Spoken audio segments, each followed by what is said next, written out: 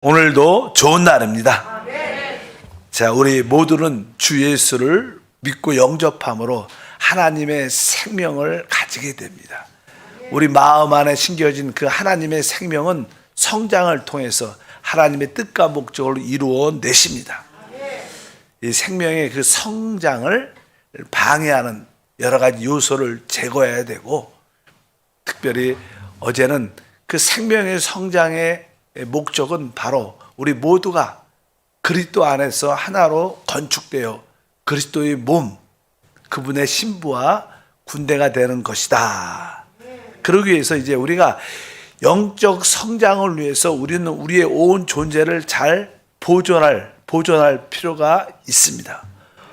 그래서 우리의 사람은 영과 혼과 몸으로 이렇게 구성되어 있죠. 그래서 주님이 다시 오실 때까지 우리는 우리의 영을 아주 잘 강건하게 생생하게 지켜야 되고, 우리의 혼도 또 우리의 몸도 잘 지켜야 됩니다. 그러면 우리가 생명의 성장을 위해서 먼저 우리의 영을 어떻게 잘 지킬 수 있을까? 잘 보존할 수 있을까? 이것이 우리 신앙생활의 주된 내용 중에 하나입니다. 첫 번째, 우리 영이라는 것은 보통 세 가지 어떤 기능이 있습니다. 첫 번째는 하나님과 교통하는, 우리가 기도하고 찬양하고 이러한 모든 것들은 하나님과 교통을 하는 거죠. 영의 기능은 바로 교통이란 그런 기능이 있고, 그러한 교통을 통하여 우리는 하나님에 대한 어떠한 뜻을, 하나님에 대한 어떠한 것을 직감으로 우리가 알게 됩니다. 환경을 통해서 들어서가 아니라 깊은 영 안에서 하나님의 뜻이 이거구나, 하나님 이것을 원하신다는 그러한 직감이라 그러죠. 그러한 영적인 느낌을 말합니다. 하나님이 직접 주는 그러한 느낌이 있고, 또 영 하나의 기능은 양심이란 기능이 있습니다. 그래서 우리가 영을 잘 보존한다는 것은 하나님과의 교통이 올바로 회복되고, 우리 하나님의 기름을 통한 직감도 알고, 양심이 처리가 잘 되면 우리 영을 잘 보존하는 것입니다. 그래서 영을 보존하려면 가장 기본적인 것이 하나님과의 교통이 이루어져야 돼요. 하나님과의 교통의 가장 기본적인 것, 하나님과의 우리의 관계의 가장 기본적인 것은 바로 이 영적인 호흡, 그건 기도죠. 가장 간단한 기도는 주님을 부르는 것입니다. 순간순간 우리가 주 예수, 주여, 하나님, 다양한 이름이 있지만 사실 우리 하나님의 이름은 예수입니다. 예수. 그분이 우리의 주님이시기 때문에 우리가 보통 주 예수, 아니면 예수님은 주시다, 이런 표현을 많이 하는데, 일단은 우리는 주님의 이름을 우리가 순간순간 부를 때 우리의 영이 보존되고 강화되게 되어 있어요. 그래서 우리가 주 예수를 부를 때마다 우리는 영으로 돌이키는 그런 은혜와 축복이 함께할 줄 믿습니다. 그래서 고린도전서 12장 3절에 말하죠. 그러므로 내가 너희에게 알리노니 하나님의 영으로 말하는 자는 누구든지 예수를 저주할 자라 하지 아니하고, 또 성령으로 아니하고는 누구든지 예수를 주시라 할 수 없느니라. 그러니까 예수를 주라고 말할 수 있는 것은 오직 성령의 역사라는 거예요. 그래서 우리가 주 예수 이렇게 부른다는 것은 바로 성령의 함께 하심을 의미한다는 뜻이에요. 그래서 여러분들이 순간순간 주 예수 이렇게 주님을 계속 무엇을 하든지 주님을 부르는, 또 그분이 실제로 우리 거듭난 영 안에 계시기 때문에 우리 영 안에 계신 주님을 바라보면서 주 예수, 난 주님과 함께합니다. 주님과 동행합니다. 난 주님과 한 영입니다. 순간순간 그분을 부를 때 우리의 속사람은 강건하게 됩니다. 그래서 그러한 것이, 주의 이름을 부르는 것이 바로 가장 간단한 하나님과의 교통이다. 그 교통의 기능을 해야 되고, 또 우리가 주 예수를 부를 뿐만 아니라 우리는 늘 기뻐하고 기도하고 늘 감사하는, 우리가 너무나 잘 알죠. 데살로니가 전서 5장 16절부터 보니까 항상 기뻐하라. 쉬지 말고 기도하라. 범사에 감사하라. 이것이 그리스도 예수 안에서 너희를 향하신 하나님의 뜻이니라. 성령을 소멸하지 말며. 사실 성령을 소멸한다는 것은 바로 우리의 영이 이렇게 침체되고 우리의 영이 가라앉고 우리 영이 죽어간다는 뜻을 의미합니다. 어쩌든지 왜 성령은 우리 영 안에 있기 때문에 우리 영이 생생하게 강건하게 되려면 그 앞에 있는 세 가지 항상 우리가 기뻐하고 기도하고 또 감사하는 그러한 것을 늘 생활 속에 있을 때 우리의 속사람, 우리의 영은 강건해지게 돼 있어요. 그래서 항상 여러분들이 하나님 내가 주님을 기뻐합니다. 모든 일에 기뻐하고 기도하고 감사합니다. 이런 고백과 입술에 기도가 많이 있으면 우리의 속사람 하나님과 교통이 되는 것이고 우리의 영은 잘 보존되는 것을 분명히 알아야 됩니다. 성경은 계속 시편에도 우리가 찬양하고 기도하고 주의 이름을 부르는 그런 표현들이 많이 기록되어 있습니다.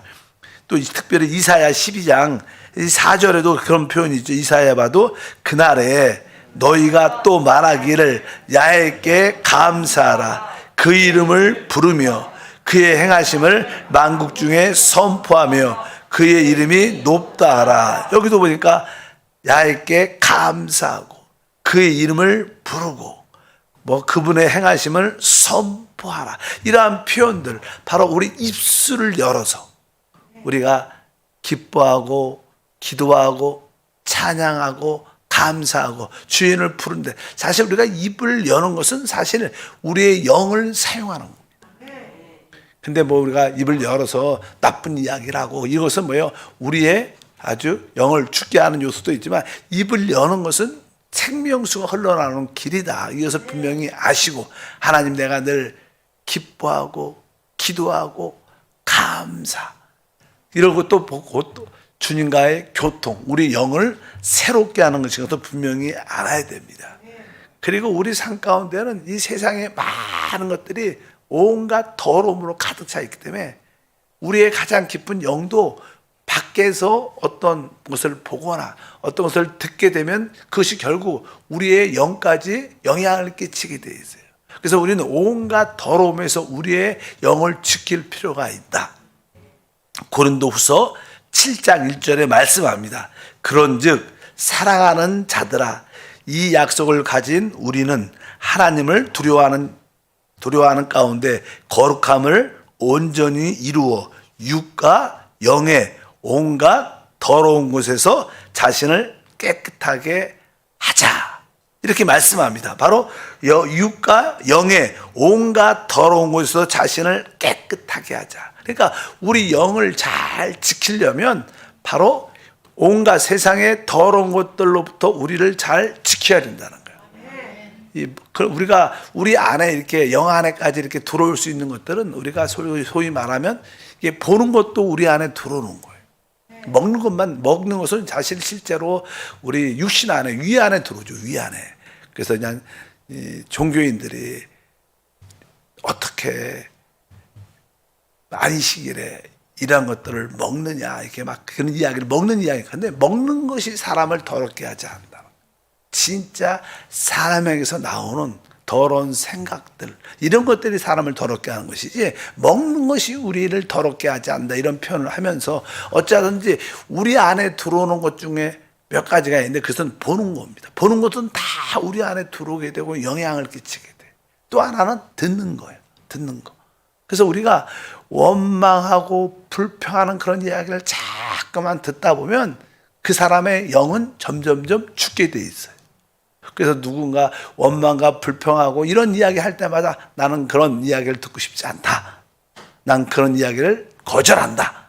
이렇게 당당하게. 그래서 우리 옛날에는 자그만 교회 안에 모든 문제들이 작은 말로 시작돼서 원망, 불평, 안 좋은 이야기, 부정적인 이야기를 많이 할 때마다 뭐 기본적으로 사람들이 깨어있지 않기 때문에 영에 대한 인식이 없대. 그런 것이 자연스럽게 타락한 사람은 원망과 불평 그런 말들을 할 수밖에 없습니다. 자기의 생각, 자기의 판단, 안 좋은 부정적인 거, 파괴적인 그런 이야기를 늘 하죠. 그럴 때마다 누군가가 그런 이야기를 하면 어떻게 돼요? 주 예수. 집사님, 주 예수 따라하세요. 이런 훈련을 막 일부러 시켰어요. 그러다 보니까 이제 그런 말할 기회가 별로 없으니까 우리의 영이 잘 보존돼서 어찌하든지 원망과 불평하는 그런 부정적이고 파괴적인 그런 이야기를 안 들어야 돼요. 또 한편적으로 우리는 더러운 것들을 보지 말아야 돼. 요즘에는 뭐 드라마도 그렇고 유튜브나 동영상도 그렇고 뭐 그런 음란하고 더러운 안 좋은 그런 것들이 얼마나 많은지 봐요. 그런 것들을 눈으로 보게 되면 그런 것들이 마음에 들어오게 되고 우리 마음의 잔생이 남아서 결국 우리의 영적으로 다 침체되게 해요. 그래서 이 세상의 온갖 더러움에서 우리의 영을 지켜야 된다. 하나님 내가 뭐 보지 않을 것을 보지 않게 하시고 딱 거부할 수 있고 또 들을 필요 없는 그런 것들을 우리가 듣지 않는 그러한 상태를 여러분들이 가질 때 우리의 영은 살아있게 됩니다. 여러분들이 실제로 백화점, 뭐 나쁘다는 뜻이 아니라 백화점 같은 데서 쇼핑을 아이 쇼핑이든 뭐 돈이 없으니까 많이 못 사니까 그냥 열심히 많이 다녔다. 그 여러분들이 그런 것을 많이 세상 것을 많이 보면요. 기도하려고 해도 기도가 잘 안 돼. 그러니까 영적인 침체, 이렇게 가라앉음이 있습니다. 왜? 알게 모르게 많은 것을 봤기 때문에 우리 영이 침체되고 가라앉고 죽어지죠. 어차피 여러분들 영을 잘 보존하길 주님으로 축복합니다. 이러한 가정을 통해서 바로 우리는 이 하나님과의 교통을 통해서 우리는 하나님의 뜻을 내적으로 알게 됩니다. 또 두 번째 중요한 항목은 바로 영의 가장 우리가 체험하기 쉬운 어떤 기능 중에 하나는 양심이라는 거예요. 양심. 그래서 여러분들이 양심을 잘 처리하면 여러분 영을 잘 생생하게 강건하게 보장할 수 있습니다. 그래서 우리의 양심을 처리하는 것이 얼마나 중요한지, 양심을 처리한다는 쉬운 말은 이 하나님 앞에서 사람 앞에서 양심에 꺼리낌이 없는 거예요. 사도행전 24장 16절에 그렇게 표현합니다. 이것으로 말미암아 나도 하나님과 사람에 대하여 항상 양심에 꺼리낌이 없기를 힘쓰나이다. 사도 바울은 고백합니다. 항상 양심에 꺼리낌이 없기를 힘쓰나이다. 그러니까 우리가 영을 보존하는 것은 양심에 꺼리낌이 없도록 자유한 가운데 있도록 늘 준비시키는 겁니다. 여러분 양심에 꺼리낌이 없다면, 특별히 하나님에 대해서 모든 사람 양심에 꺼리낌이 없다면 여러분의 속사람 영은 더욱 강건하게 보존될 것이고 그걸과 생명의 역사를 더 크게 느낄 줄 믿습니다. 근데 양심의 꺼리낌을 갖게 되는 이유는 무엇인가? 우리가 죄를 지면 죄에 대한 어떠한 느낌을 갖게 돼요. 죄를 짓게 되면 양심의 어떤 기능이 발휘돼서 편치 않는 그러한 느낌을 갖게 돼요. 그래서 우리는 죄안이라고 해요. 죄에 대한 느낌. 우리가 죄를 짓게 되면 양심은 금방 잘못됐다. 넌 틀렸다. 이런 느낌이 확실하게 우리 안에 느껴지죠. 양심은 영의 기능 중에 하나이기 때문에. 그래서 우리는 죄에 대한 그러한 인식에 대한 것을 항상 처리해야 돼요. 죄에 대한 느낌, 내가 잘못됐구나, 죄를 졌구나 이런 느낌이 있을 때보다 우리는 확실하게 그것을 어떻게 철저하게 자백을 해야 됩니다. 그래서 여러분들이 그 다음에 세상을 깊이 사랑하면 여러분 양심에 어떤 꺼리낌을 갖게 돼요. 아, 내가 너무 세상을 좋아하나? 내가 너무 그런가? 이런 느낌, 그 편치 않는 느낌을 여러분들도 갖게 돼요. 그래서 죄에 대한 느낌, 또 편치 않는 세상에 대한 사랑에 대한 그런 느낌이 강해질 때 양심에 꺼리낌이 생깁니다. 그리고 저 어느 때는 죄도 아니고 세상도 아닌 것 같은데 그냥 양심이 그냥 불안해. 그럴 때가 있죠. 여러분 어느 때 그래요? 어느 때 죄도 아닌데 세상을 살아가는 것도 아닌데 양심이 불안하다. 뭐라 우리가 보통 그냥 집에서 이렇게 급하게 아니면 외출할 때 이 침대를 정리를 안 하고 대충 막 던져놓고 막 딱 나가려면, 그리고 방을 한번 딱 열어보면 나갈 때 어느 때는 이렇게 돼요. 마음이 편치 않아. 뭐 여러분 안 그러시고 사람이 그럴 때 있잖아요. 그런 마음도 있죠. 어떤 일 때문에 그러니까 그거는 뭐 조금 내가 이렇게 뭐라 그럴까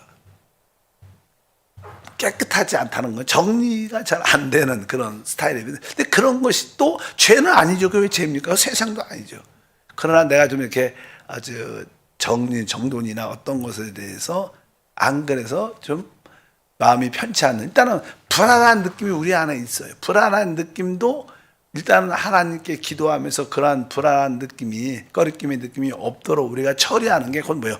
양심의 처리인 것을 분명히 우리가 알아야 될 줄 믿습니다. 어쩌든지 사단은 이런 것을 우리 양심에 참소를 합니다. 항상 사단은 우리가 잘못했을 때는 당연하게 넌 틀렸다, 넌 잘못됐다, 넌 죄를 졌다, 이런 느낌도 주지만 사단은 거짓으로도 우리가 잘못도 안 했는데 너는 틀렸다, 이런 느낌도 많이 줘요.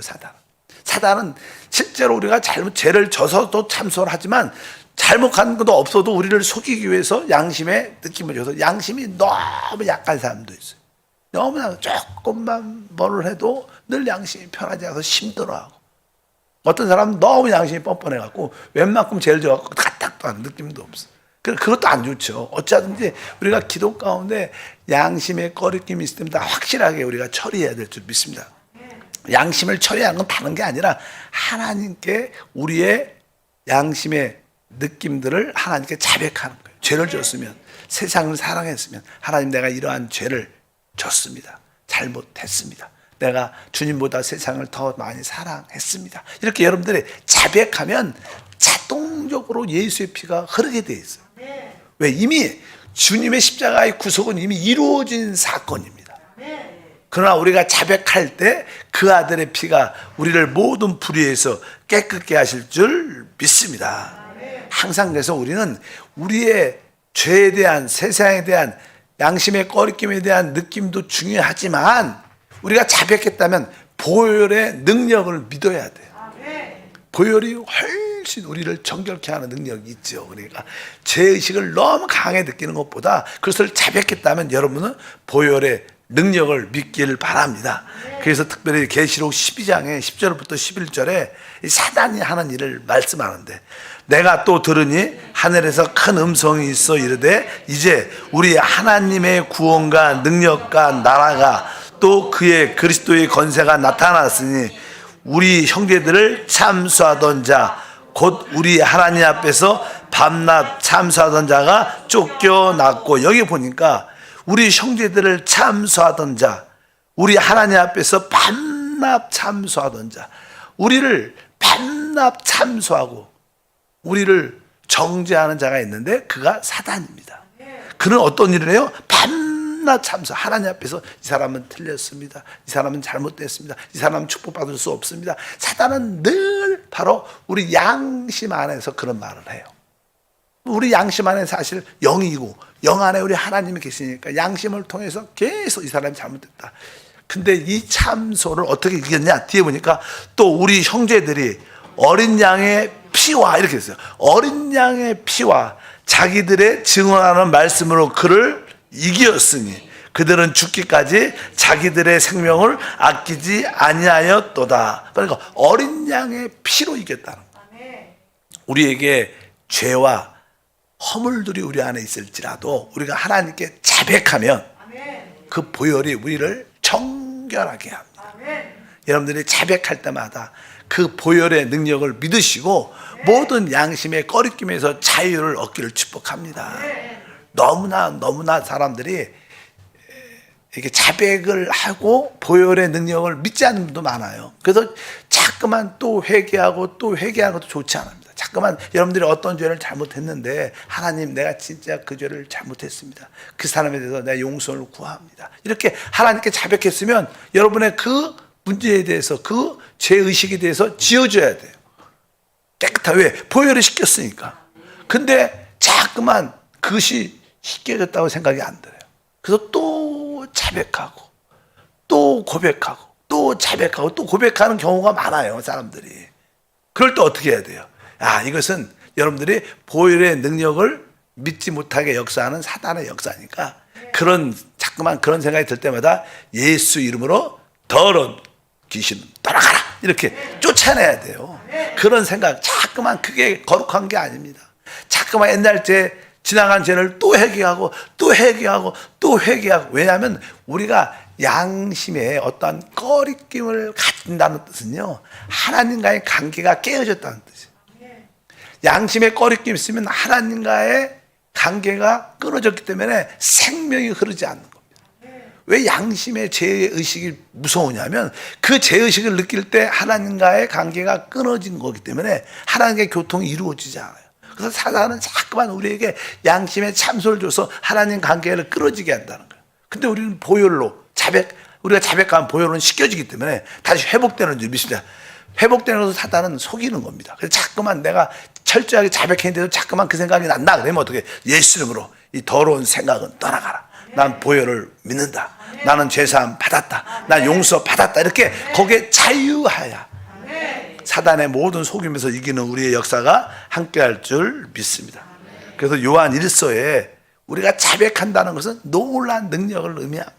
다 같이 7절부터 읽어보니까 그가 빛 가운데 계신 것 같이 우리도 빛 가운데 행하면 우리가 서로 사귐이 있고 그 아들의 예수의 피가 우리를 모든 죄에서 깨끗하게 하실 것이요, 만일 우리가 죄가 없다고 말하면 스스로 속이고 또 진리가 우리 속에 있지 아니할 것이요, 만일 우리가 우리의 죄를 자백하면 그는 미쁘시고 의로우사 우리 죄를 사하시며 우리를 모든 불의에서 깨끗하게 하실 것이요, 이렇게 말씀합니다.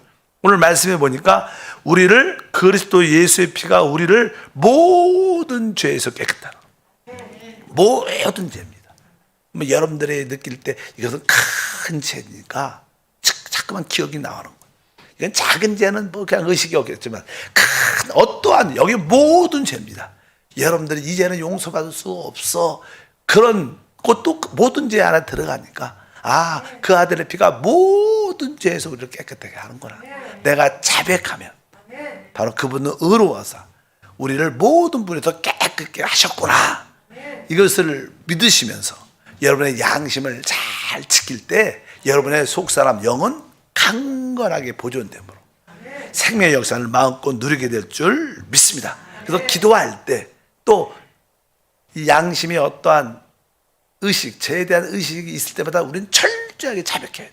기도를 막 하다가도 내가 그때 말을 잘못했는데, 내가 그 사람에 대해서 잘못 행동했는데, 속였는데, 그런 생각이 들 때마다 그때 여러분은 순간순간 자백을 해야 돼. 그리고 그의 피로 자유함을 얻기를 바랍니다. 이렇게 자백했는데도 자꾸만 생각이 나면 우리는 예수 이름으로 그 사단을 쫓아내야 된다. 쫓아내야 됩니다. 여러분 피의 능력을 믿기를 바랍니다. 그래서 우리의 양심의 기능이 아주 점점점 이렇게 섬세하고 깊어지면 우리는 영적인 성장이 깊어지는 거예요. 영적인 성장이, 생명의 성장이 점점점 잘할수록 양심의 느낌도 더 예민해져. 그래서 우리가 신앙이 좋으면 옛날에는 죄라고 느끼지 않았는데 신앙이 성숙하면 그때 내가 순수하지 못했구나. 내 말에 행동에 좀 좋지 않은 의도가 있었구나. 옛날엔 그런 생각 못했는데 여러분들 신앙이 성숙해지면 그것이 느껴지면서 그럴 때 느낌에 따라서 또 자백하면 되는 겁니다. 뭐 생각나지 않는 죄를 자백할 필요는 없지만 기도 가운데 영적으로 성장할수록 여러분의 양심의 어떠한 느낌도 더 잘하게 되고, 그러므로 말미암아 우리는 더 하나님과 깊은 교제를 갖게 되는 줄 믿습니다. 그래서 먼저 우리는 영을 보존해야 돼요. 영을 보존하기 위해서는 아까 말씀드린 것처럼 우리가 기본적으로 주 예수를 부르고 항상 기뻐, 기도, 감사하고 항상 이런 내용들에 대한 체험이 늘 있어야 되고, 특별히 영의 기능 중에서 체험적으로 가장 강력한 양심에 대한 처리가 있을 때 우리 영은 아주 잘 보존돼서 생명의 놀라운 역사를 누리게 될 줄 믿습니다. 하나님 감사합니다. 다시 한번 우리의 속사람이 강건함으로 하나님의 생명의 놀라운 능력을 누릴 수 있도록 은혜를 더하여 주옵소서. 주 예수 이름으로 축복하고 기도합니다. 아멘.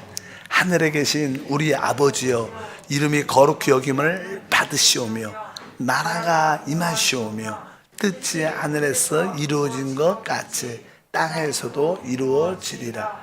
오늘 우리에게 일용할 양식을 주시옵고 우리가 우리에게 죄 지은 자를 사하여 준 것 같이 우리 죄를 사하여 주시옵고 우리를 시험에 들게 하지 마시옵고 다만 악에서 구하시옵소서. 나라와 권세와 영광이 아버지께 영원히 싸움나이다. 아멘.